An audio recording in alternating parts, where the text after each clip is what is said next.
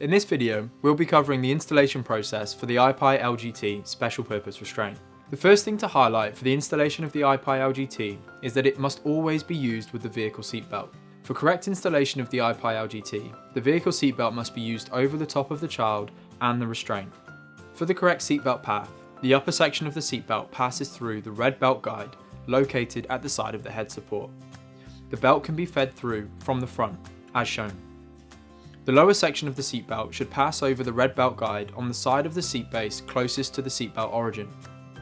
The vehicle seatbelt should then pass over the child and the restraint, with both sections of the seatbelt passing across the red belt guide located on the opposite side of the seat base, before being buckled into the receiver.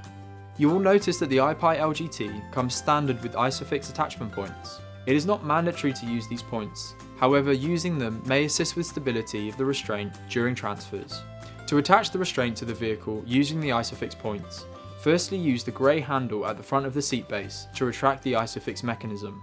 Once exposed, connection can be made by pushing the ISOFIX latches over the connection points in the vehicle seat. You should hear an audible click when the latches connect. Once connected, the iPi LGT can be moved towards the rear of the vehicle seat, again using the grey handle to allow this movement to happen.